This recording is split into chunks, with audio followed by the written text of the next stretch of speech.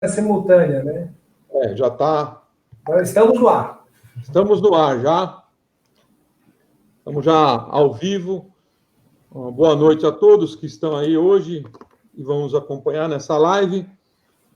Hoje, especialmente, a gente vai transmitir essa live no Facebook, na página Comandante Braga Oficial, e depois vamos replicar no canal do YouTube Comandante Braga Oficial e no Facebook também. E depois o Dr. Michel também na rede social dele. Então, nós vamos agradecer a presença de todos que estão participando, todos que estão aqui com a gente. O Flávio teve um problema técnico lá, que eu não vou comentar aqui agora, mas posteriormente não vai participar da live. Se tiver alguma pergunta depois que tiver para ele, a gente manda para ele. Eu agradeço ele já de antemão, mas teve um probleminha, vamos dizer, técnico, que ele não irá participar aqui com a gente. Então, hoje nós estamos aqui com o Dr. Michel, que é advogado, professor de direito, atua constantemente em favor das guardas municipais, dos guardas, profundo conhecedor do assunto guarda municipal, pois está no meio já há muito tempo e trabalhando com as guardas municipais. E é autor das ADIs, que ele vai falar aí com propriedade, na questão do armamento das guardas municipais. Nós já agradecemos a presença de todos, pedimos que todos possam mandar suas perguntas, e a gente vai estar comentando hoje aqui nesta live, especialmente sobre os decretos do armamento, os novos decretos, aí os 3 decretos, que falam sobre a questão do armamento. Eu estou com eles aqui, eu vou passar aí para o Dr. Michel para fazer suas considerações iniciais e vamos começar a nossa live. Dr. Michel, boa noite, obrigado por estar participando. Eu passo a palavra aí para o senhor. Bom, uma boa noite aí ao público azul marinho, né? Para mim é uma satisfação estar com o senhor, que é comandante para nós aí, eterno comandante, um exemplo, uma referência no segmento azul marinho. Eu penso, Braga, que esta noite o guarda que nos assiste, né, a GCF que nos assiste também, ele espera saber a verdade, né? Afinal, esses decretos, né, trazem segurança jurídica para que o guarda possa portar a sua arma de fogo, toma definitiva, né? Como é que fica essa questão do porte de arma à vista, né, do julgamento das ADIs que vão ocorrer agora no próximo dia 19, né, a partir de sexta-feira próxima?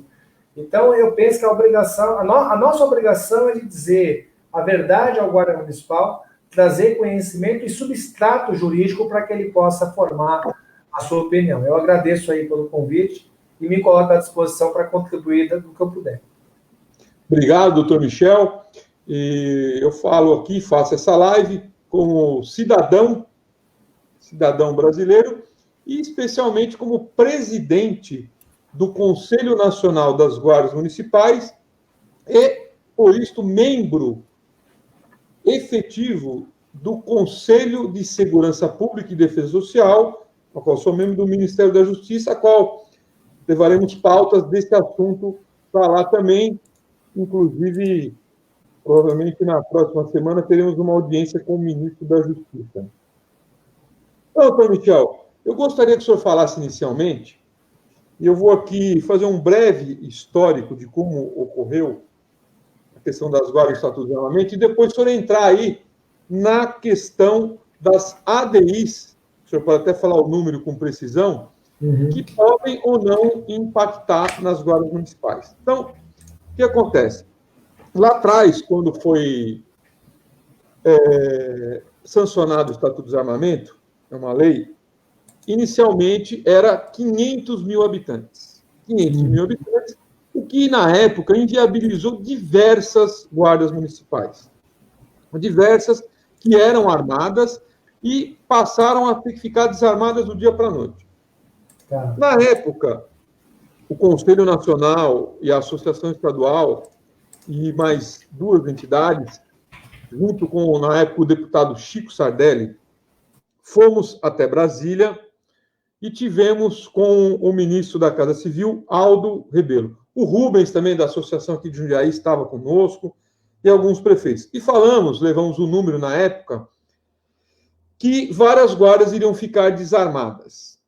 Então, eles entenderam e, em 3 dias, que é um tempo recorde, editaram uma medida provisória reduzindo de 500 mil para 50 mil habitantes. O que, na verdade, não era o ideal, mas foi o que conseguimos. Essa medida transitou, lá o Arnaldo Freire de Sá incluiu lá uma emenda que passou, que é das regiões metropolitanas, que teria o porte também, independente de população, e ficamos assim.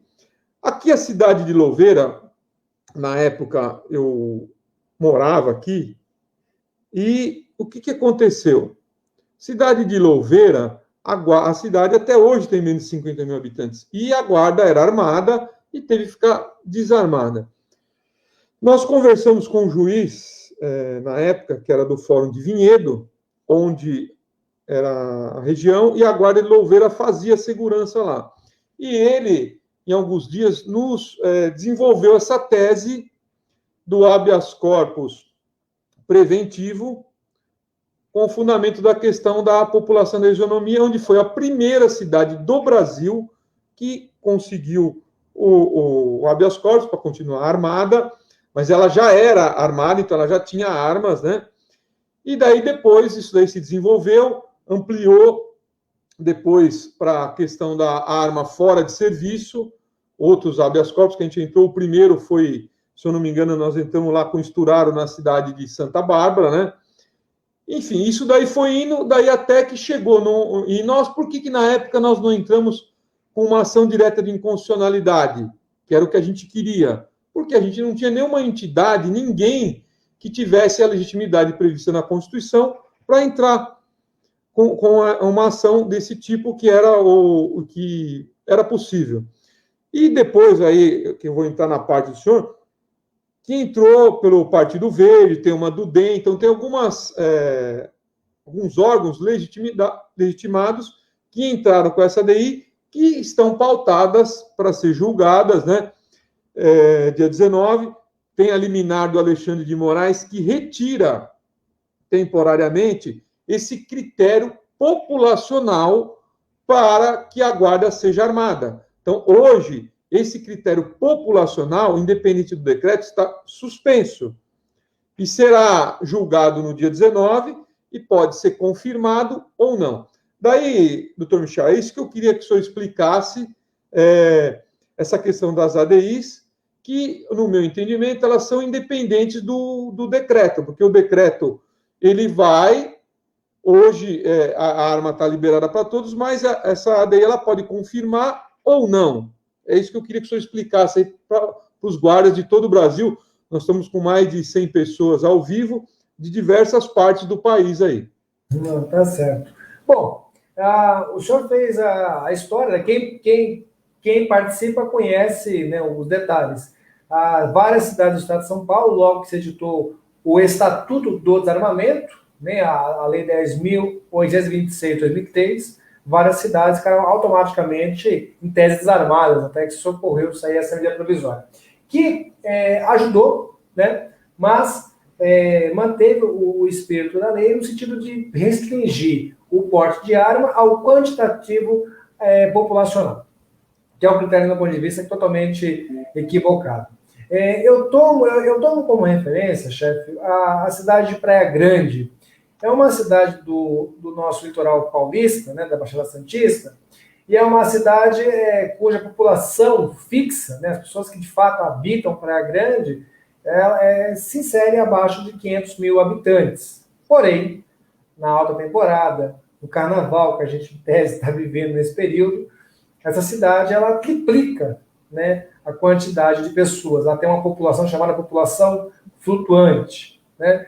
E a lei, como ela foi pensada, ela nunca levou em consideração esta peculiaridade, né? E se repete em várias cidades, inclusive no interior de São Paulo, no interior do Brasil inteiro, cidades cortadas por rodovias, cidades em que você tem transporte de massa, e é muito comum também, às vezes a pessoa trabalha numa cidade e estuda em outra, né? Então, o que aconteceu? A gente fez um trabalho, aqui está a ADI 5538, né? Que foi a ADI que nós ajuizamos ainda, deixa eu ver aqui a data exata, mas nós entramos dia 31 de maio de 2006, né? Está aí na tela, a ADI 5538, que está, pensa, hoje a ADI 5948, que é uma ADI que foi posterior à nossa, que foi ajuizada pelo Partido Democratas.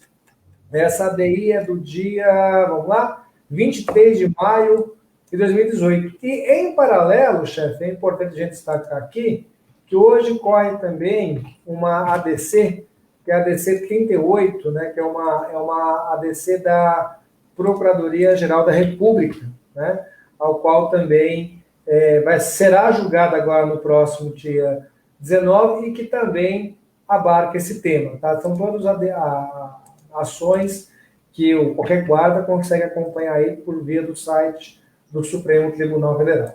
Pois bem, por que nós ajuizamos essa ação? Eu, particularmente, eu fiz muitos habeas corpus, né, depois desse respaldo que o senhor fez, o precursor, em todo o Brasil. Isso eu fiz em São Paulo, fiz no Rio Grande do Sul, fiz no Pará, fiz...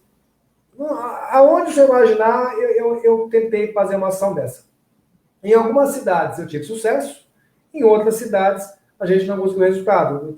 Paraupebas aí tá agradecendo o senhor aí, dizendo que conseguiu salvo-conduto aí dentro e fora do município, do serviço, né?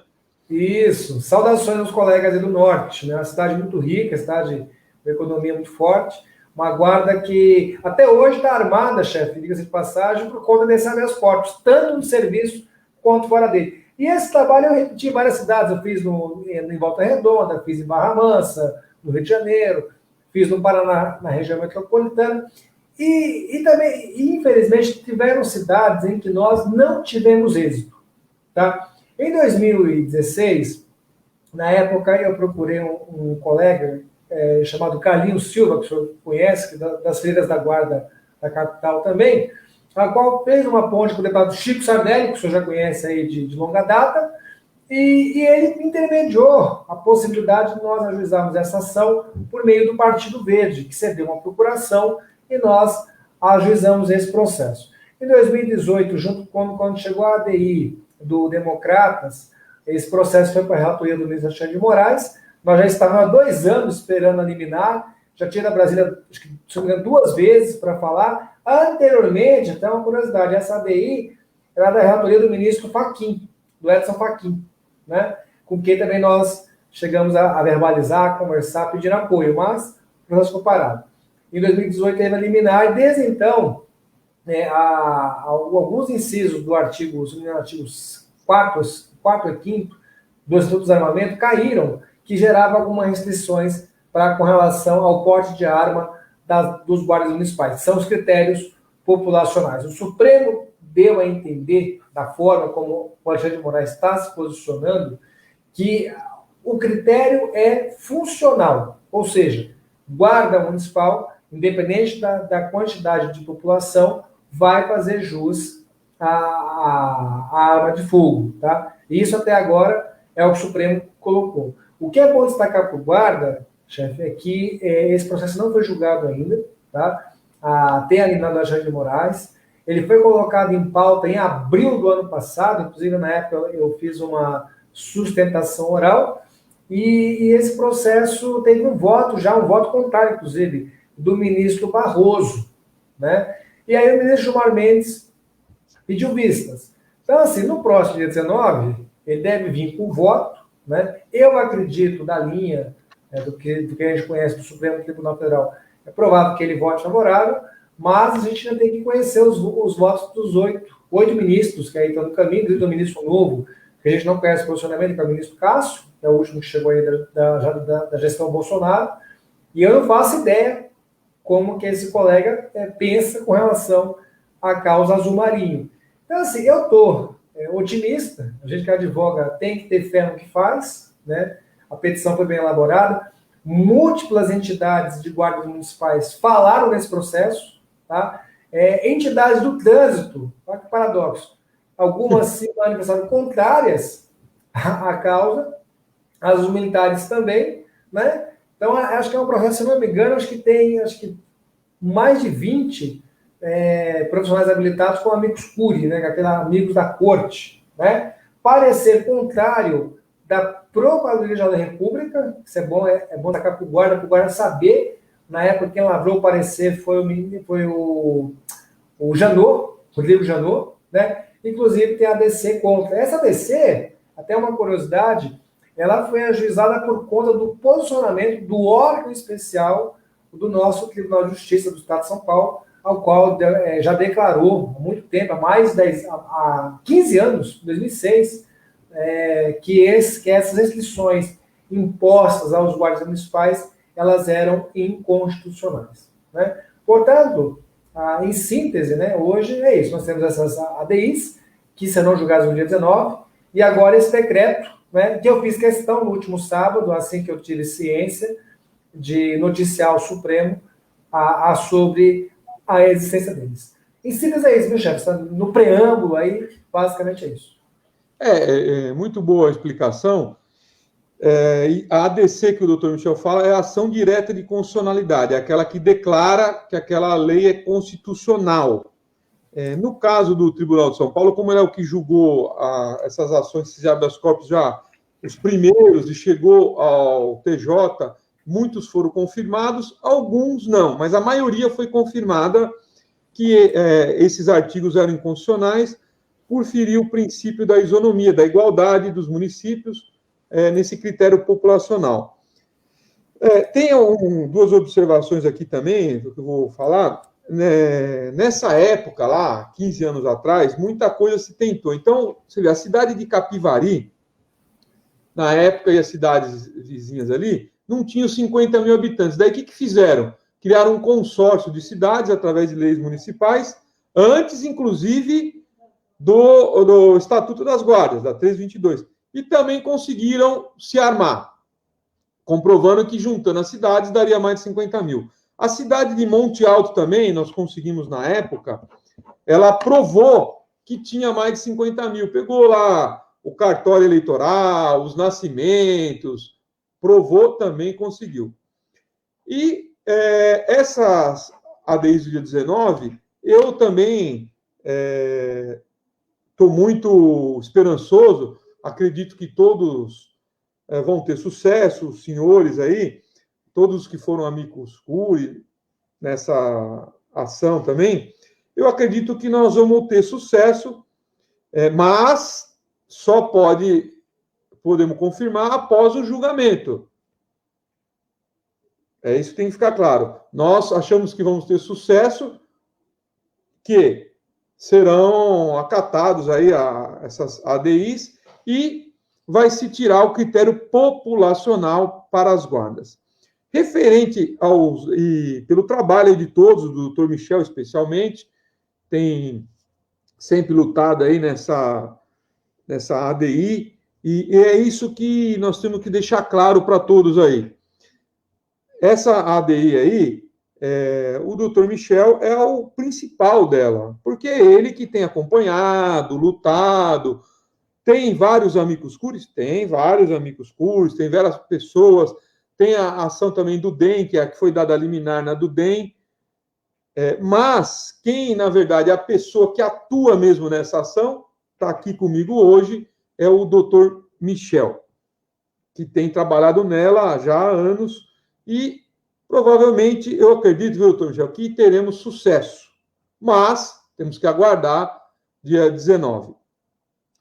Então, essa questão do novo decreto, especialmente o 10.630, que trata alguns assuntos aí das guardas, e que, assim, o principal ponto dele, que eu acho muito bom, acho que a gente tem que comemorar, que ele tira a questão do porte, ele põe como prerrogativa de função, e não mais como critério populacional, tal, acompanhando, inclusive, essa questão aí da ação direta de inconstitucionalidade, que inclusive o senhor fez a live e já comunicou esse fato para o STF, que esse decreto ele também vai nesse entendimento, e não do populacional. E daí, sim, pela prerrogativa de função. E daí as pessoas perguntam, que os guardas, tem várias perguntas, o guarda tem por prerrogativa de função agora, segundo o decreto? Sim, tem. Contudo, tem que cumprir os requisitos. Os requisitos lá, que é o convênio, que está no decreto com a Polícia Federal. Na verdade, tem que cumprir tudo. Tem que cumprir o psicológico, cumprir a questão do treinamento, capacitação. Tem que cumprir todos os requisitos, as certidões. Daí a federal vai expedir um número de porte para a guarda e o comando da guarda, ou similar, vai emitir o porte de arma para que o guarda tenha seu porte e possa estar trabalhando com ele. Então, é um avanço, temos que comemorar, porque nos últimos meses aí, a gente só tem tido perdas. E desse decreto, a gente avançou muito com ele para as guardas, mas ainda temos os critérios e etc. Especialmente o psicológico e o critério do treinamento, que inclusive tem uma portaria que regulamenta lá como funciona isso daí. Então, doutor Michel, o que o senhor, já agora a gente pudesse entrar aí, o senhor colocou no decreto aí, o que a gente pode falar sobre ele para o pessoal? Sim. Não, já dentro da linha, né, do que o senhor, a gente está conversando, né, até já surgiu umas dúvidas aí. Uma boa noite ao Evandro, né, os colegas que estão assistindo, que perguntaram justamente sobre esses artigos, que é o artigo 24A e o artigo 27, que são os artigos que tratam dessa questão do porte de arma, né? Aqui é importante destacar, eu vou aqui fazer uma atenção, o artigo que trata do porte de arma dos guardas é o artigo 6º, tá? Do Estatuto do Desarmamento, né? Em especial os incisos 3º, 4º e 5º, né? Terceiro, 4º e 4º, que falam da Guarda Municipal. Esses incisos, eles seguem vigentes. O inciso 4º, que é o que falava da quantidade populacional, foi o que caiu por conta da ADI. Vamos ao decreto aqui. O decreto, como está colocado hoje, o que ele estabelece aqui? O porte de arma de fogo também será deferido aos integrantes das entidades de que tratam os incisos 3º e 4º. Aqui está as guardas, tá? O 3º e o 4º. Do caput do artigo 6º do Estatuto do Desarmamento. Aos integrantes do quadro efetivo das polícias penais federal, estadual ou distrital e aos agentes e guardas prisionais em razão do desempenho de suas funções. Então, assim, o que o artigo 24 trouxe para as guardas municipais é a prerrogativa, né, do porte de arma de fogo, né, ligado estritamente ao exercício da função. Então, note-se aqui, da forma como está sendo veiculado pelo decreto, que essa questão populacional está sendo deixada de lado. Da forma como o decreto está editado, da forma como consta esse artigo 24A, no meu ponto de vista, ele tem uma interpretação, ele tem uma redação conforme a decisão da ADI 5538, da ADI 5948, ao qual o ministro Alexandre de Moraes mandou suspender as restrições do inciso 4º, ou seja, qualquer guarda municipal hoje no Brasil tem a prerrogativa de portar a sua arma de fogo, né? Então, é isso, em síntese, que é o que está colocado aqui no artigo 24A. O que eu destaquei, chefe, na minha live que eu fiz no sábado, na hora do almoço, é que esse decreto, aí tem um detalhe que é o pulo do gato, que o guarda deve ficar atento, ele não entrou em vigor de forma automática. Ele tem um prazo aí de 60 dias após a publicação, ou seja, então a partir do dia 12 de abril, aí, em tese, né? Se a gente colocar 60 dias corridos aí, dá até mais, que deveria ter 28 dias, 14 de abril. Então, assim, a partir dessa data, em tese, se isso aqui não cair, né, E se também, se o Supremo Tribunal Federal confirmar o julgamento, a tendência natural é manter essa regra do artigo 24A, que gera essa prerrogativa. Aí surgiu várias dúvidas, mas, Michel, na minha cidade a guarda não é armada, como é que fica? Essa é uma questão que vamos debater daqui a pouco. Aí também tem o 27. Não sei se eu posso seguir, chefe, para falar do 27? Do 24, eu só queria fazer uma observação. Eu concordo com o seu entendimento. O artigo 24, em resumo, o que ele diz? A mesma coisa da ADI, que todas as guardas municipais, independentemente de população, terão o porte por prerrogativa de função. E o porte da arma funcional e o porte de arma particular fora de serviço.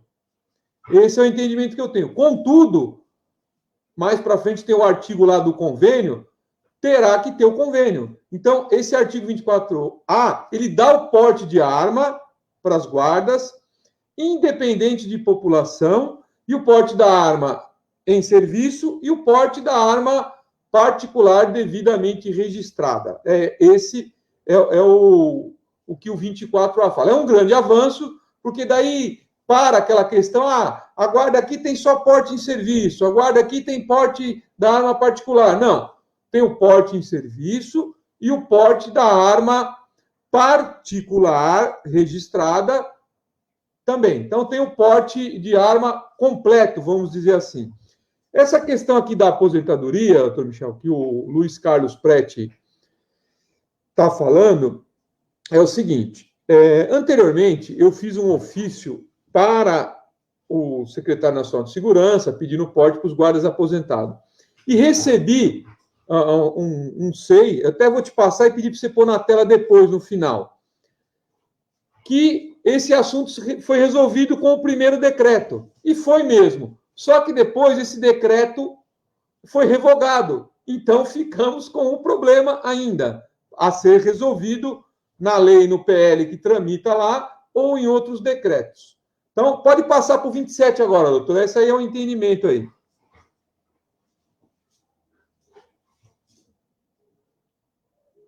Está sem som, doutor Michel. Opa, vamos lá.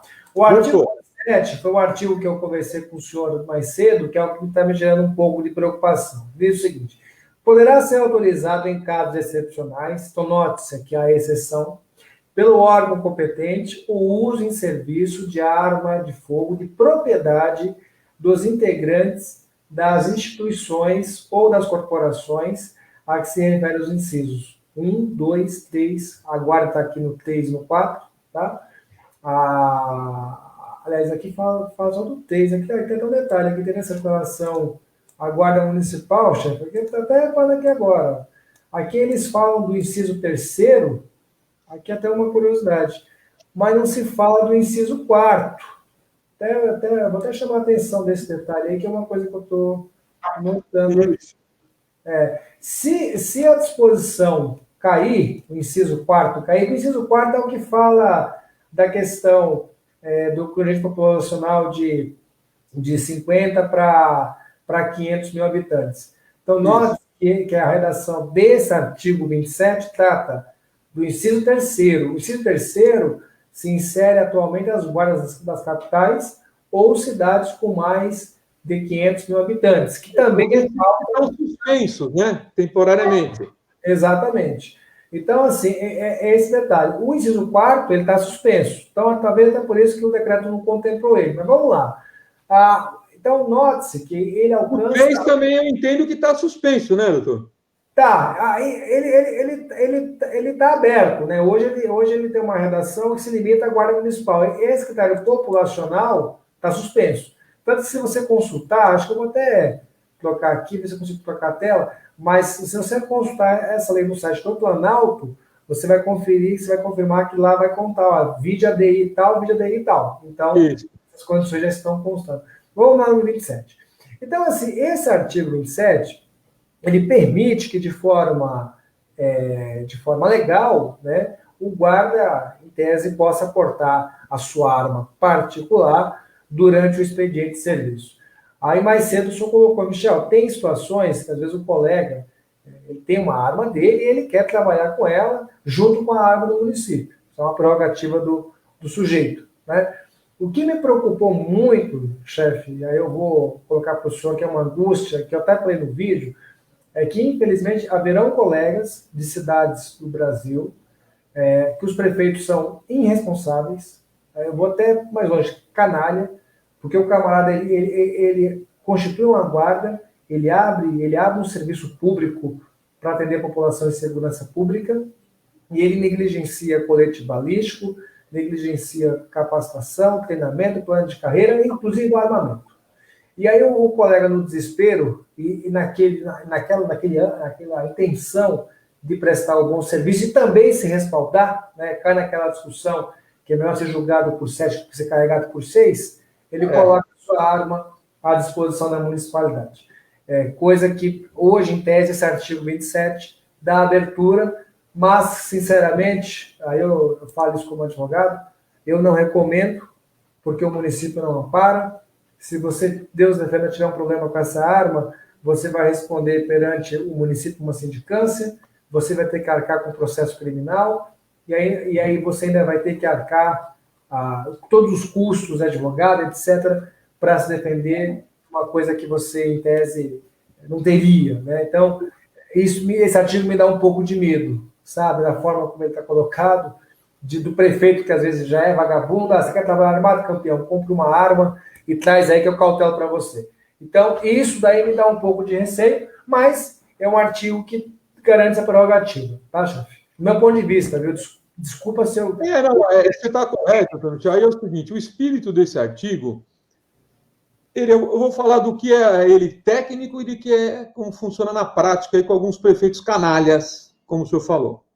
É o seguinte, o que acontece? Às vezes o guarda, ele tem a arma da corporação e ele trabalha com a segunda arma, que é a sua arma particular.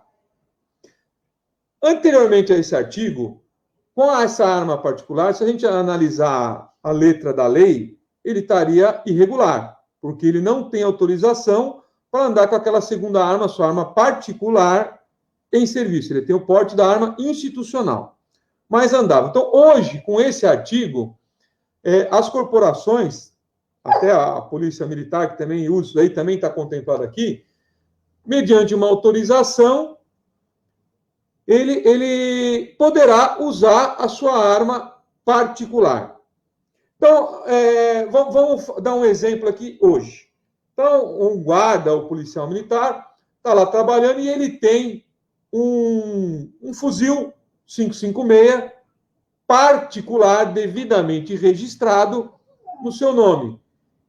Ele pode pedir autorização e usar essa arma particular em serviço. Ele pode usar uma CT-40 particular em serviço, se tiver as autorizações. Aqui está claro, poderá ser autorizado em casos excepcionais. Esse caso que o senhor está falando, tem algumas guardas que eu já presenciei, que o prefeito não comprou arma para o guarda, e lá a cidade tem o salvo-conduto, e o guarda usa uma arma particular em serviço, com base no salvo-conduto.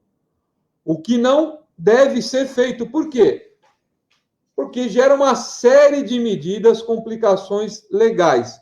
Inclusive, daí o guarda, ele trabalha naquela, é melhor julgado por 7 do que carregado por 6, ele usa a arma particular, que é obrigação do prefeito da cidade comprar a arma para o guarda trabalhar e defender a municipalidade, a arma da instituição.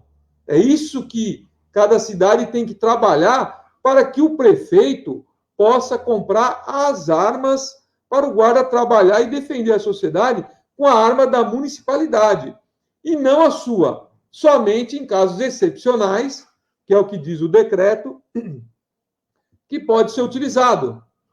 Casos excepcionais. E não como alguns casos, que eu vi até cidade, mas o prefeito conseguiu uma verba, nós compramos a nossa arma particular, tem o salvo-conduto e utiliza o salvo-conduto, a arma particular. Não é o caso correto. Então, deve-se prover o município comprar a arma, fazer o convênio para utilizar a arma da corporação. E, excepcionalmente, pode até usar uma arma particular. Mas o correto é a arma institucional fornecida pela prefeitura. E agora, como está no decreto, casos excepcionais, o órgão pode autorizar em serviço a arma de propriedade particular. Correto aí, doutor Michel? Confere?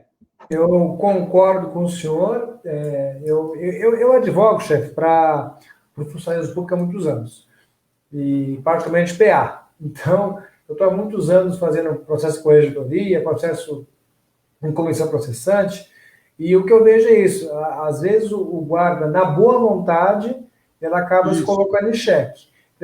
Repita-se aqui. Normalmente o guarda se coloca em risco. O que tem de guarda, Braga, hoje no Brasil, trabalhando sem colete ou com colete vencido, o número é absurdo. Munição vencida, então esquece. Né? Que munição a gente sabe que abriu blister 6 meses. E tem guarda por aí com munição vencida há muitos anos.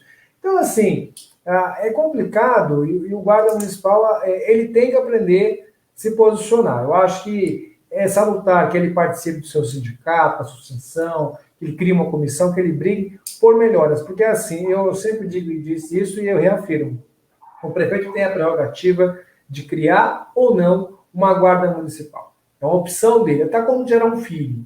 Uma vez criado, uma vez gerada, ele tem a obrigação de manter, educar e fazer prosperar. Ou seja, arma e colete balístico é EPI, é produto de primeira necessidade. Não tem como você montar uma guarda sem essas ferramentas.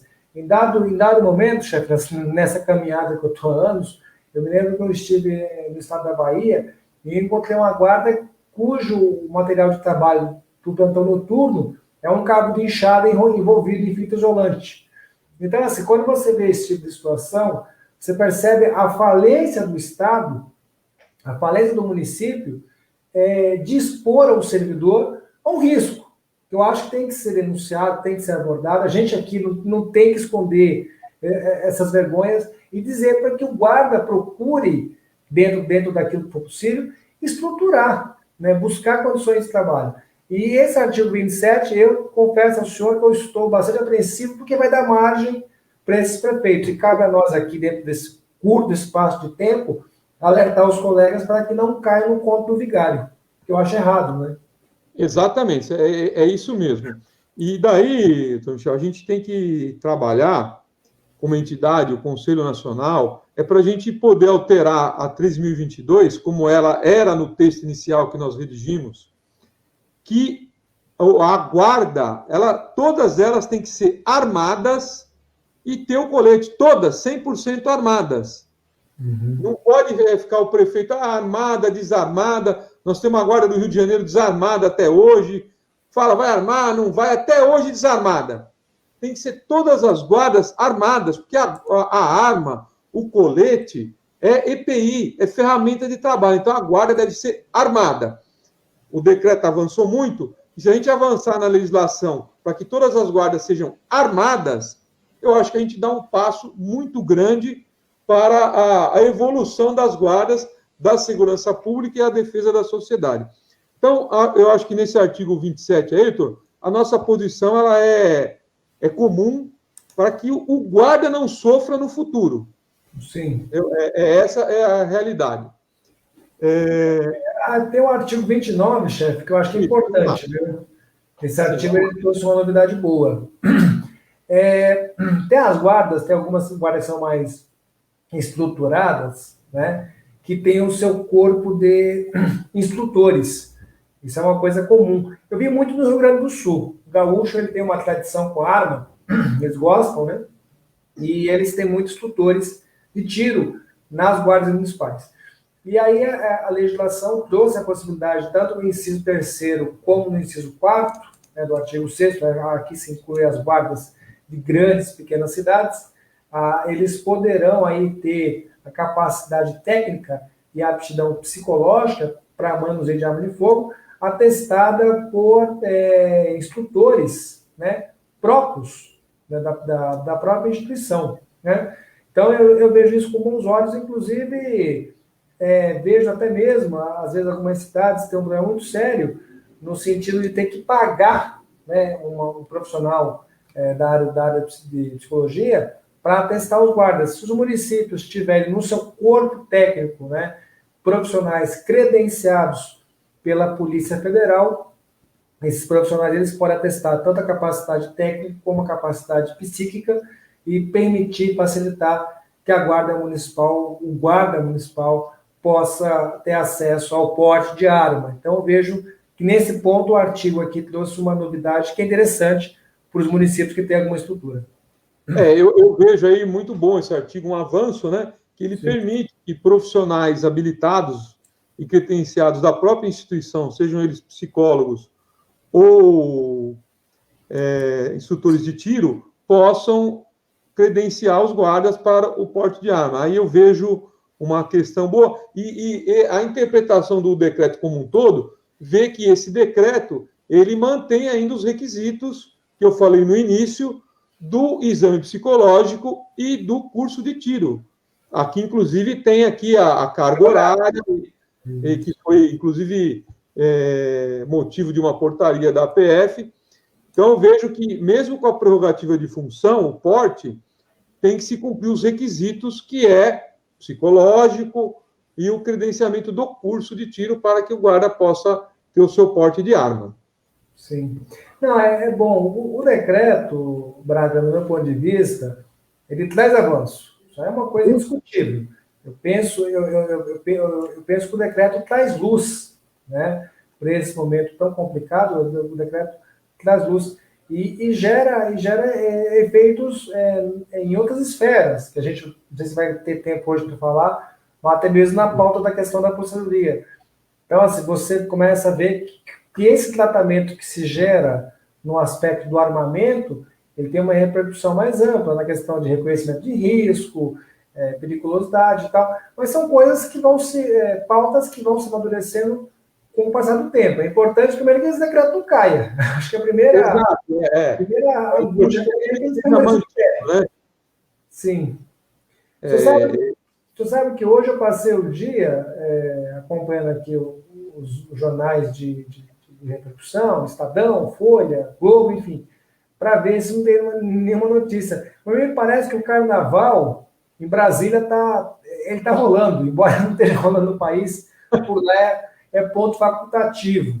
Então, talvez aí a gente não tenha novidades entre hoje e amanhã, mas tem que esperar a semana, viu, chefe? Eu confesso para o senhor que a gente tem que ter maturidade e esperar para ver como que o Judiciário, como que o Congresso também vai se manifestar com relação a esse tema. Vamos ver. Eu acredito que sim, vamos aguardar a semana. E exemplo disso, se eu puder abrir aí, eu passei no seu WhatsApp. Eu já abri aqui na tela. Exatamente. Esse ofício aqui, ele é o ofício que a gente pedia lá a alteração do decreto, né, anterior sobre armamento, e ele foi me respondido na época pelo secretário de Segurança, né, 15 de maio de 2019, dizendo que o decreto ele atendeu o nosso pedido e tinha o porte para os guardas aposentados. Contudo, esse decreto foi revogado. Então, a gente tem que esperar a solidez do... E a gente já está há algum tempo, aí pode ser visto aí pelos nossos documentos, aí, e por essa resposta, trabalhando para a alteração desse decreto, né? E aqui ele fala que o 9785, ele contemplou os guardas na questão do porte para a guarda aposentadoria. O aposentado tem o direito ao porte que está regulamentado por decreto também. Sim. Mas esse não contemplou e esse, infelizmente, foi revogado. Então, ficou aí, um exemplo do que tinha sido acertado e depois foi revogado. É o que a gente tem que analisar também e continuar trabalhando, como eu falo, no campo político, no campo jurídico. E hoje, doutor Michel, infelizmente, a maioria das demandas das guardas está se resolvendo no campo jurídico. É lá no STF, as aposentadorias, é o porte, como o senhor está falando, lá no STF.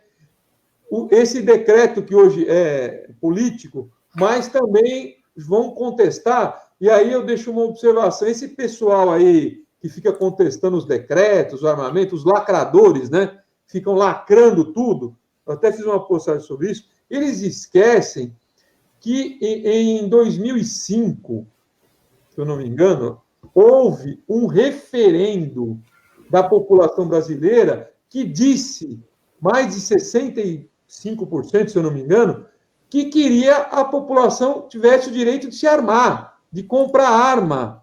E eles têm que respeitar esse referendo e não ficar colocando um monte de problema para derrubar os decretos, para prejudicar os decretos, que não quer arma. A população decidiu, tem que seguir o que a população decidiu, que é o que o governo, o executivo, o presidente Bolsonaro está fazendo, que é essa questão do armamento. Ele está respeitando o que a população decidiu, que é soberana. E esse pessoal aí, os lacradores, não querem respeitar. Não quer arma, quer que não pode armar, não pode ter porte, ninguém pode ter arma. Cria um monte de dificuldade. E são esses que vão contestar os decretos, infelizmente, lá no STF. E aí tem um exemplo do 9785, que contemplava aí o porte para guarda aposentado e que, infelizmente, hoje a gente não tem contemplado. Isso é uma situação, né? Aí eu estou colocando para o senhor uma notícia agora da CNN, né, o portal CNN, dizendo que o decreto das armas divide opiniões na Câmara dos Deputados. Né? E aí o senhor pontuou bem, que já um referendo ao qual foi categórico no sentido de autorizar. Né? Na verdade, o que havia era uma proibição velada por parte de alguns delegados de Polícia Federal que, costumeiramente, eles recusavam a emissão de porte de arma. E aí começou a surgir os atalhos, né? A história do CAC, enfim, o salvo-conduto, foram atalhos que foram criando para tentar permitir o armamento. Eu tenho uma visão no que atira o guarda municipal, tá? Que o direito ao porte de arma ele é puramente institucional, decorre do exercício da função de segurança pública. Ponto. Portanto, eu creio que o decreto, sob essa ótica, ele está corretíssimo. Eu espero que o Supremo Tribunal Federal se posicione. Debate sempre vai haver. A gente vive, por exemplo, não sei se o senhor conhece a situação caótica da Guarda do Recife. É uma das guardas mais antigas do Brasil. Né? Por lá há um secretário de Segurança Pública, ao qual nutro a ele respeito, que é o senhor Murilo Cavalcante, mas ele ele permaneceu durante 8 anos da gestão do ex-prefeito de lá, está já há um mês na gestão do atual prefeito, e ele se recusa peremptoriamente a rearmar, foi uma guarda que já surgiu armada, rearmar a Guarda Municipal do Recife, que é uma capital, é um hub aí no Nordeste, uma cidade riquíssima, e que vive os paradoxos de guardas armadas. Então, assim, essa questão que divide opinião, eu respeito, né? Mas a gente tem que analisar o seguinte, que não se faz segurança pública desarmado. E sempre que eu tive no Tribunal de Justiça, chefe, eu sempre fiz questão de destacar para os desembargadores, que é um paradoxo o guarda brigar para trabalhar armado em serviço fora dele. Porque se você pegar um vigilante de banco, não se faz segurança de banco ser um porte de arma.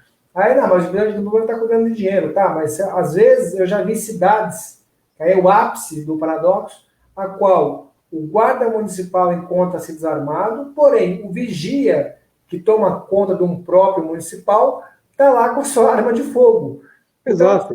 Então, você não consegue entender que linha que o prefeito quer tomar. E, às vezes, esse prefeito que tem essa postura, ele se cerca de uma assessoria para cuidar da segurança pessoal dele, da mulher dele, etc., a qual ele se serve de policiais civis ou policiais militares que, curiosamente, trabalham armados. Então, você vê que, às vezes, essa questão sociológica, ela não corresponde à verdade. Eu sempre trabalhei na questão do armamento, no caso do guarda municipal, sob a ótica que é instrumento, ferramenta de trabalho. Portanto, da mesma forma que você tem que ceder um mecânico ferramentas para que ele possa consertar um carro, ao serralheiro a sua máquina de solda, ao marceneiro um bom serrote. O guarda municipal, para exercer bem a sua função, precisa do colete balístico, precisa da arma de fogo e plenas condições para exercer bem o trabalho. Exatamente. É ferramenta de trabalho, é EPI. E eu dei uma pesquisada aqui enquanto eu estava falando, é o seguinte, em 2005 o referendo, por 64%, quer dizer, a maioria esmagadora que votou a favor do direito de armas dos cidadãos. E o governo, na época, ele quis maquiar esse direito que a população que decidiu, de restringindo compra, portes das armas para a população que decidiu para armar. Ela não decidiu que queria desarmar, então tinha que ser respeitado. E em uma pesquisa que eu fiz, eu estou quase terminando um artigo, do Estatuto do Desarmamento para cá, até os dias de hoje, 15 anos aproximadamente, o único estado da federação que reduziu o número de homicídios por arma de fogo foi o estado de São Paulo. Todos os outros aumentaram. Então, quer dizer que o Estatuto do Desarmamento não funcionou para nada. Só serviu para gastar dinheiro público para comprar as armas da população e desarmar a população. E esse dado que eu estou dando é muito simples, ele está no site do Ministério da Saúde, que lá são notificados os homicídios por arma de fogo, e vê que todos os estados aumentou depois do Estatuto do Desarmamento. Então, quer dizer, ele não funcionou, ele não diminuiu o número de homicídios por arma de fogo. Até porque, isso é muito claro, o bandido, a arma dele não é legalizada, é uma arma ilegal. E daí fala, mas uma arma legal vira uma arma ilegal. Em alguns casos, na sexta-feira agora, eu vou fazer uma live, até convido a todos, uma live às 20 horas, com o xerife Charles Saba, que é um brasileiro que mora nos Estados Unidos há anos. Ele foi xerife da polícia lá, é instrutor de curso, instrutor da ONU. E ele até comentou no meu Instagram, ele diz o seguinte, que aqui no Brasil, eles estão penalizando a arma, mas, na verdade, o que tem que ser penalizado é igual nos Estados Unidos, a conduta do uso da arma, que é a conduta errônea. Daí é muito simples de entender isso. Uma pessoa armada, com uma arma raspada, irregular, quer dizer, uma arma completamente irregular. Daí ele comete um roubo ou um latrocínio com aquela arma. Ele não responde pelo uso daquela arma. Ele responde apenas pelo crime de roubo ou de homicídio seguido de morte. Não, quer dizer que não adianta o Estatuto do Desarmamento e aquelas penas não são utilizadas, que a conduta não adianta nada. Então, quer dizer, a pessoa que usa uma arma para o roubo, ela só é agravada, roubo, mediante violência por arma de fogo. Mas não se apura aquela conduta, aquele crime daquela arma, do porte ilegal e tudo mais. Então, é isso que tem que se analisar. Penalizar a conduta. Então, a pessoa está com uma arma, cometeu um roubo é uma coisa. Agora, a conduta da arma é outra. Isso daí eu acho que a gente vai demorar alguns anos para avançar, e é isso que esses especialistas de plantão, de bosta, que essa que é a verdade, que ficam falando de arma, tem que trabalhar, que para penalizar a conduta e não a arma. Porque uma pessoa pode estar com uma arma regular e cometer uma conduta errada, vai ser penalizado pela conduta. Agora, e o bandido que está com a arma irregular, não responde pela conduta da arma irregular. Um uso de fuzil, como tem comumente aí no estado do Rio de Janeiro. Então, é isso que tem que se analisar. E o Estatuto do Desarmamento não reduziu o número de homicídios por arma de fogo. Esse é um dado técnico, é só entrar lá no site e conferir. Sim. Olha, chefe, eu tenho uma visão bastante clara com essa questão da arma. Eu vejo que a legislação ela precisa avançar. Eu vejo assim que se você tem uma arma de fogo ou não, né, e você portar uma arma de fogo ou não, ela se sujeita ao mesmo critério de uma habilitação no serviço de veículo automotor. Você tem a opção de dirigir ou não, né? E se você tiver o teu carro, você pode permitir que outra pessoa dirija ou não. Enfim, é a mesma coisa. Eu acho que o que mais tem que ser colocado para a pessoa poder ter arma de fogo é, de fato, verificar se há capacidade psíquica, Se a pessoa, de fato, sabe manusear a arma de fogo para que ela não se coloque numa situação de presa, porque o cidadão que também é armado, que não sabe o que está fazendo, também não vai, né, não vai aderir muita coisa.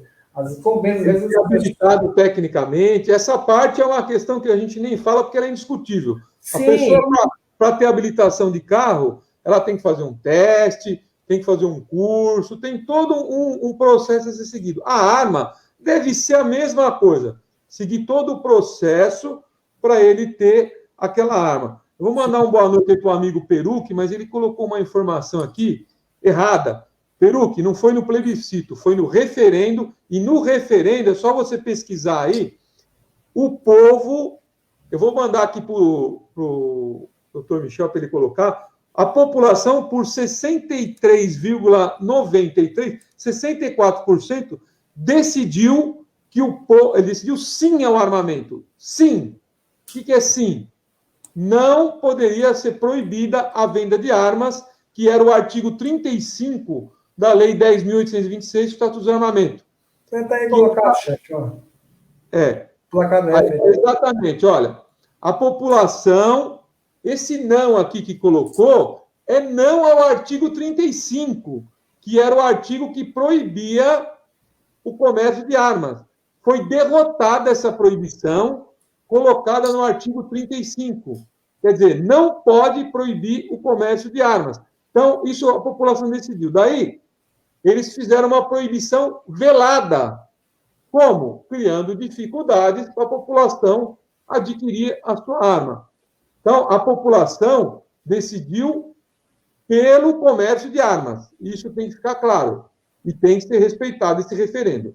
Sim. Não, eu acho que é importante garantir esse direito, a pessoa previamente capacitada, que tenha condições psíquicas de estar armada. E de outra sorte, chefe, eu acho o que é importante destacar. O comércio de arma existe.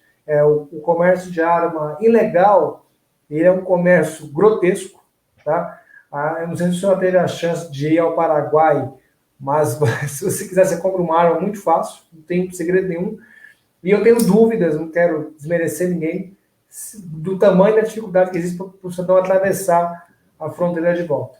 É complicado, é muita gente, comércio... As atividades ilícitas, doutor, só para saber se é um dado científico também, é o seguinte: primeiro, o maior volume de dinheiro é o tráfico de drogas.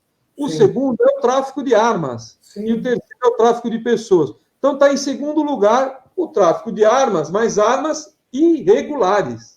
Sim. Então, armas regularizadas.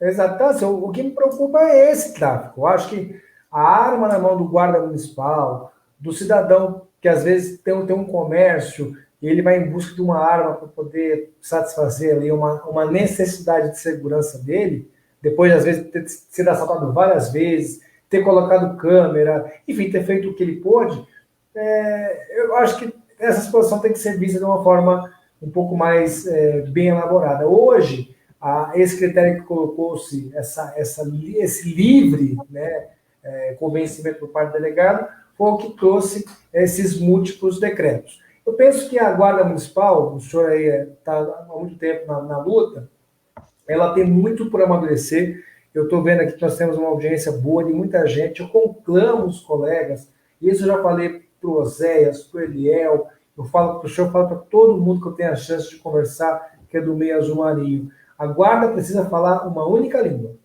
Eu acho que a maior dificuldade que nós temos hoje é esta, é a última língua. Nós temos que procurar aprimorar o texto constitucional para que a gente, de fato, consiga atingir as pautas todas, inclusive do armamento, do plano de carreira, a questão da bendita da aposentadoria. Então, assim, todos esses temas passam por uma pauta que envolva a Constituição Federal. Do contrário, que é o que me chateia um pouco, chefe, a Guarda vive desses retalhos legislativos. Então, é um decreto que cria ali um penduricalho. Desculpa, assim, no português, cara, o senhor está correto aí? Vive de migalhas. Porque a gente tem que decidir por um texto único no Brasil inteiro. Falar, nós queremos isto, que altere o texto constitucional assim. Não adianta cada um levar a sua proposta lá do seu entendimento? Nós temos que ter, primeiro, uma proposta única nacional de texto legislativo para a Constituição, de uma PEC. Agora, tem um detalhe importante, é que hoje, pelo regimento da Câmara, qualquer PEC que for apresentada no assunto guarda municipal, muito provavelmente ela será pensada a 534 ou uma outra, porque é um assunto que já está lá. Eles a pensam e daí vai tirar um texto único. Mas nós temos que trabalhar, até verificar se pode alterar o texto na 534, na situação que ela está, que é a mais adiantada, e trabalhar em um texto único no Brasil inteiro, constitucional, trabalhar um texto único para a alteração da 1322, que ela foi um avanço, mas precisa melhorar e muito. E o artigo, acho que o primeiro dela, do texto inicial, se tivesse sido mantido, não tinha problema, porque lá falava, ó, Guarda Municipal armada, integrante da segurança pública, não tinha problema de aposentadoria, nada, mas a coxa de retalho e os lobbies contrários fizeram esse texto que tem hoje, que avançou, mas precisa ser melhorado e muito. No Estatuto de Desarmamento, a mesma coisa. Se nós alterarmos a 1322 com um texto bom e robusto, automaticamente se resolve o problema do porte de arma também, que são as duas frentes a serem trabalhadas na parte política, mas de forma única, que senão não vai chegar a nada. E também temos a frente hoje, que é a que está maior e a que está mais demandando, porque por causa dessa colcha de retalhos, é a área jurídica. Então, a gente consegue uma aposentadoria ali e perde outra lá, o STF fala que não tem, a gente briga para falar que tem. Por quê? Porque os textos legais, o constitucional e a 1322, não estão adequados ao que a gente quer. Então, nós temos que trabalhar nessa frente legislativa, que é adequar de forma única o que a gente quer do texto constitucional e do texto da 1322, e depois trabalhar também na área jurídica, porque a gente fala aí da 1322 e a gente esquece que esse texto, inicialmente, ele foi elaborado em 1993, está lá no justificativo do projeto, e aprovado somente em 2014. Então, olha quanto tempo demorou para ser aprovado e não foi aprovado como a gente queria. Então, a gente tem que trabalhar nisso daí. Mas, se a nação Azul Marinho não fizer a lição de casa, e daí eu vou voltar para a parte política, não eleger seus vereadores, seus deputados estaduais, federais, nós vamos continuar vendo tudo isso daí que a gente vem sofrendo. Por quê? Capitais, nós temos somente duas, perdemos uma. Só temos vereador na capital, Rio de Janeiro, e em Goiânia. E temos as outras 25 sem vereadores. Daí eu pergunto, né, doutor? O senhor sabe a resposta. Quantos deputados estaduais nós temos guardas no Brasil? E federais? Nenhum. Então, se a gente não fizer a lição de casa, que é muito mais ampla, nós vamos continuar tendo que viver das migalhas e daí nessa coxa de retalho, discutindo no âmbito do judiciário, como é a questão do porte de arma, que há anos a gente vem discutindo. E ganhando essas migalhas. Sim, na verdade, chefe, eu iria até ser um pouco mais delicado. Quero falar que é uma espécie de um puxadinho legislativo, né? Uma atalho. Mas migalhas também todo mundo percebe. O colega, o Samaras Rusfúcio, ele perguntou aqui se o Supremo, o decreto, da forma como está colocando, ele não tem intenção. Sim, a intenção, Samaras, e isso eu respondo a todos os colegas. Isso, a pergunta aí.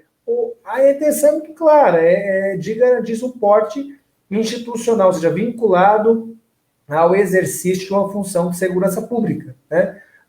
Penso eu que o Supremo também pode ser que ele siga no mesmo caminho. Se ele for no mesmo caminho, ótimo. Se cair o inciso 4º, tá, do artigo 6º e a redação do artigo 3º ficar resumida, que é prerrogativa dos guardas municipais, cá nós temos avanço. Tá? Avanço significativo, doutor, porque daí o porte passa a ser, que é o que a gente quer, por prerrogativa de função mesmo. Exato. E não mais com o critério populacional. Exato. Então, isso no meu ponto de vista, vai ajudar muito. Eu até destaquei, chefe, é uma situação totalmente complicada, mas não tem como eu fazer muito salvo-conduto. Eu destacava, você pega uma guarda Palmas, no Tocantins, eu não sei se já mudou, mas, se não me engano, Palmas não tinha uma população superior a 500 mil habitantes, né? Porém, por ser capital, Palmas, ela hoje está com 300, alguém me corrija se for de lá, 310 mil habitantes. Então, Palmas, por ser capital, o guarda poderia portar sua arma de fogo. Essa PEC 534, aqui nós temos um aniversário triste. Ela é de 2 de maio de 2002. Senador federal Romeu Tuma, falecido Romeu Tuma.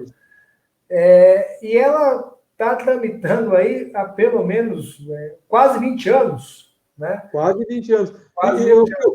Vamos contar já 20 anos, ela vai arredondando. Para 20 anos.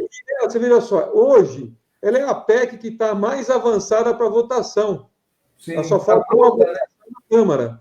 Mas ela já está ultrapassado o texto. De tanto tempo que ela está lá para ser aprovada, que o texto dela hoje, eu entendo que ela já está ultrapassado. Mas foi o que a gente conseguiu de mais avanço até hoje, é essa PEC. Sim, sim.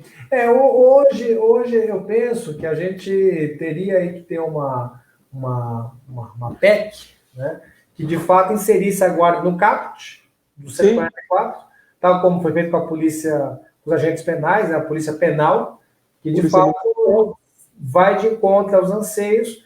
No meu ponto de vista, se nós conseguíssemos uma PEC dessa envergadura, a questão da aposentadoria, no meu ponto de vista, ficaria resolvida, porque estaria de fato declarado na nossa Carta Constitucional que a Guarda Municipal é integrante de segurança pública, né? A gente, às vezes, eu não quero fazer nenhum milímetro, nenhuma carreira, mas hoje, por exemplo, os agentes de trânsito, eles também estão no 144 da nossa Constituição. E eles já estão brigando, viu, chefe? Eu advogo por uma associação de servidores aqui. Por aposentadoria, tudo. Por tudo. E eles já estão brigando porque hoje eles estão aqui, quer ver? No parágrafo 9, se não me engano. 9 ou 10º, se eu não me engano. 10º. Que eles estão aqui já discutindo a questão aí do trabalho deles, que é legítimo. Mas hoje, o guarda entender, hoje o guarda tem a mesma posição que o agente de trânsito. O guarda está na edícula, sabe, do 144, ele está ali no fundo. Então, assim, tem valia? Tem valia. Mora no mesmo terreno, que é segurança pública.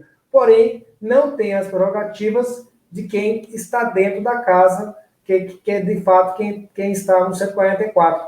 Aqui, isso. Aqui é o clube que nós temos que tentar entrar. Isso, não tem resumo. Enquanto a gente não conseguir entrar nesse clube, a gente está num clube de segunda categoria e passando raiva. O judiciário fica dando tapa. Mas o guarda anda armado. Tá, mas não tem direito. Mas o guarda tem um PPP, um LTCAT, que admite que tem risco na função. Tá, mas não tem direito, não está no caput. E o Supremo, eu li alguns acordos do ministro Barroso, são categóricos nesse sentido, Rosa Weber, Barroso, Fux, tem uma ala no Supremo que é muito clara. E o que mais me chateia, chefe, teve alguns municípios que no caminho conseguiram criar legislação sobre esse tema. Indaiatuba, Cotia, várias cidades. Eu vi até um acórdão esses dias. São Paulo também teve a especial que foi suspensa, a aposentadoria. Isso. Eu vi até um acórdão de um guarda municipal, de um caso aqui do PJ de São Paulo, que foi bastante complicado. O guarda municipal, eu achei aqui, ó, um acórdão. Vou até compartilhar com o senhor aqui, se o senhor chegou a ver essa notícia do site do nosso TJ de São Paulo. Guarda civil que teve a aposentadoria cassada após lei ser julgada inconstitucional, não será indenizado. Ou seja, O colega teve que voltar para as fileiras, perdeu a aposentadoria, né? E aí nem foi indenizado, porque aqueles entenderam que o fato é inconstitucional. Quando você lê o acórdão, você vê que o tribunal aqui ele faz todo um estudo, e ele fala, olha, a situação é de insegurança jurídica. Então, não tem como você punir o município porque a lei foi declarada inconstitucional. Ou seja, o guarda, desculpa o linguajar chulo, mas o guarda se dona graxa, não tem o que fazer. Eu tive guarda que eu aposentei que voltou. E o senhor não sabe o quanto é angustiante, o cara tá barbudo, cabeludo, morando numa cidade distante, 500 quilômetros da origem dele, e ele tem que ser chamado de volta para as fileiras. Então, assim, isso é muito complicado, viu, chefe? Ele tem que ir muito, muito por avançar. Mas é uma pauta que foge um pouco aqui do nosso tema. Exato. Não, mas é bom que ele está relacionado, doutor. E para finalizar, o que eu digo é o seguinte, a gente precisa fazer um estudo, doutor, se a PEC 534, se o regimento da Câmara dos Deputados permite que ela ainda possa ser alterada, incluindo o inciso no 144, que eu concordo que para a gente entrar no clube, tem que estar no inciso. Então, se ela tem como, através de uma emenda, alguma coisa do tipo, ela possa ser incluída esse inciso e daí trabalhar para ela ser aprovada. Porque, senão, a gente vai ficar sempre na segunda divisão, como é o que o senhor falou.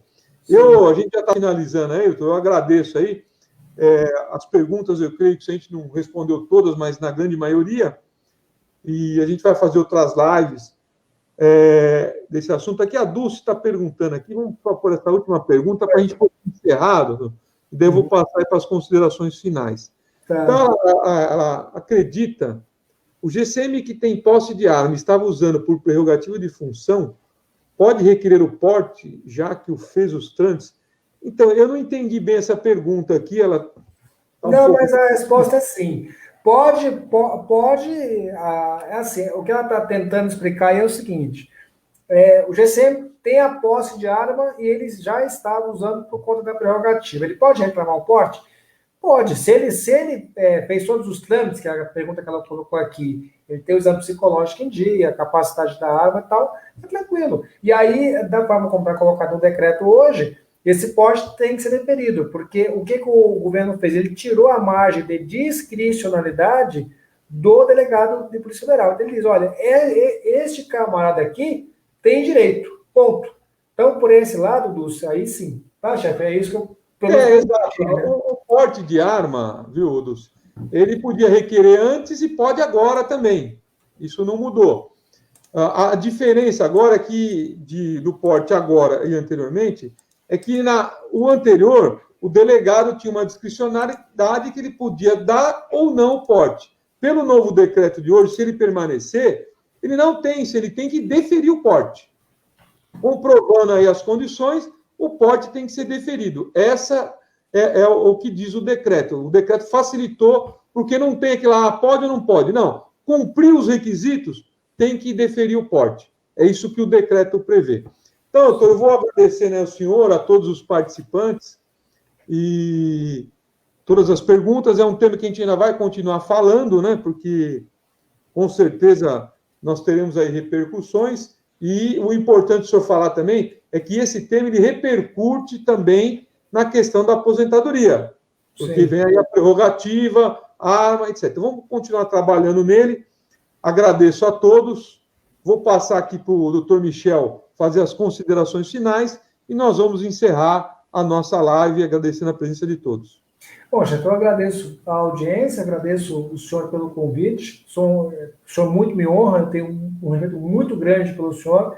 Às vezes a gente tem divergência no campo de ideias, mas o senhor pode ter certeza que o respeito pelo senhor é muito grande, eu sei da sua história, do seu trabalho, e eu fico muito honrado. E eu até, dentro da posição hoje que o senhor ocupa no universo de guarda municipal, eu lhe lanço um desafio, de repente o senhor encabeçar um movimento, de chamar as entidades para conversar. Eu acho que hoje a internet nos possibilita isso, para que a gente possa construir um texto, do meu ponto de vista, que de fato seja do entendimento de todas as entidades, da federação, associação, sindicatos, para que a gente possa apresentar à Câmara dos Deputados e todo mundo pedir a mesma coisa, o mesmo item, tá? E estendo desde logo aos colegas aí uma boa noite, que Deus abençoe a todos e que a gente tenha justiça ao longo desse ano de 2021. Obrigado, doutor. Eu, o senhor me lançou um desafio, eu aceito. Eu vou lançar um contra-desafio aí para o senhor me ajudar.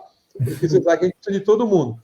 Ver se a PEC, se o regimento da Câmara permite que a PEC 534 possa ser emendada, incluindo o inciso. E daí nós vamos fazer uma outra live, vamos discutir um texto aí, de tentar ser de consenso, para que todo mundo trabalhe. E eu falo da PEC 534 porque ela é a que está mais avançada. Então, se a gente conseguir emendar ela, seria uma questão muito boa de que trabalha em outras PECs, que ainda falta votação na Câmara, Senado e comissões. Bem, dito isso, eu agradeço a todos, uma boa noite a todos, agradeço muito ao doutor Michel, e aí as divergências de ideias são salutares, mas só que o objetivo nosso é comum, e é isso que é o mais importante. Então, uma boa noite a todos, sigam aí o doutor Michel, sigam a nossa rede social, Comandante Braga Oficial, no Facebook, na página Comandante Braga Oficial, onde a gente está transmitindo a live. Nós vamos disponibilizar também no YouTube essa live, para que todos possam compartilhar, divulgar, curtir e comentar. Um abraço a todos e esteja com quem sempre esteve com você. Uma boa noite a todos.